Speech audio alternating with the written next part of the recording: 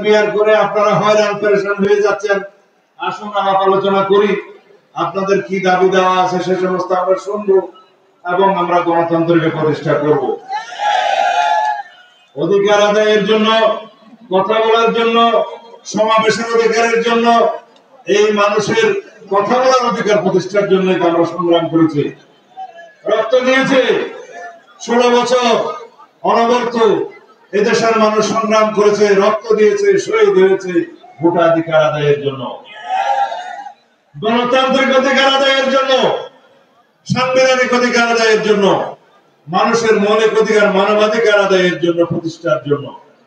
সুতরাং সেই সমস্ত অধিকার প্রতিষ্ঠিত হবে ভোটের অধিকার প্রয়োগের মধ্য দিয়ে।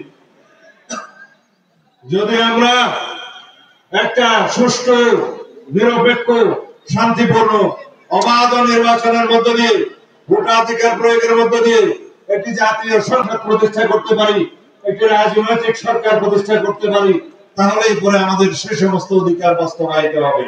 এক্সট্রিম মশার কয়েল প্ল্যান্ট ফাইবার দিয়ে তৈরি, তাই সহজে ভাঙে না, সুগন্ধিযুক্ত ও নিরবিচ্ছিন্নভাবে জ্বলে। ডেঙ্গু, চিকুনগুনিয়া বাহি সহ যে কোনো মশার বিরুদ্ধে দেয় এক্সট্রিম সুরক্ষা। সারা বাংলাদেশের সকল গণতন্ত্রকামী, সকল রাজনৈতিক দল আপনারা দেখে যান কি উন্মুক্ত পরিবেশে বাংলাদেশের গণতন্ত্র হাসছে, কি উন্মুক্ত পরিবেশে বাংলাদেশের গণতন্ত্র বিকশিত হচ্ছে।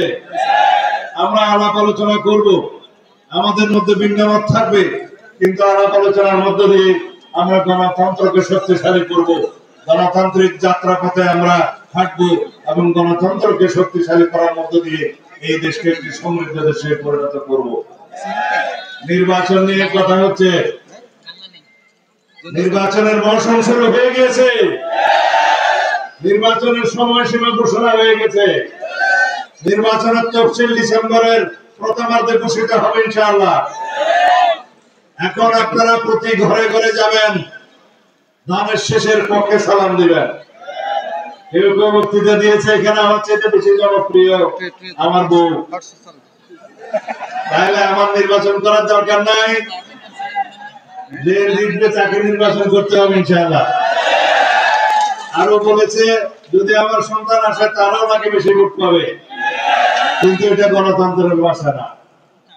গণতন্ত্রের ভাষা হচ্ছে মানুষ যাকে পছন্দ করবে প্রার্থী হিসেবে সে নির্বাচন করবে, মানুষ যাকে পছন্দ করে ভোট দিবে সে নির্বাচিত হবে। আপনাদের সন্তানের বউ হিসাবে আপনারা খুব দুঃসময়ে 2008 সালে আপনাদের পুত্রবধূকে আপনারা আমার চাইতেও বেশি ভোট দিয়ে জাতীয় সংসদে নির্বাচিত করেছিলেন। সেই কৃতজ্ঞতা, সেই ঋণ আমরা সারা জীবন স্বীকার করি। গণতন্ত্রের ভাষা হচ্ছে মানুষ যাকে ভোট দিবে সেই এমপি নির্বাচিত হবে। পিআর এর ভাষা হচ্ছে মার্কার মধ্যে ভোট দিবে কে এমপি হবে জানে না।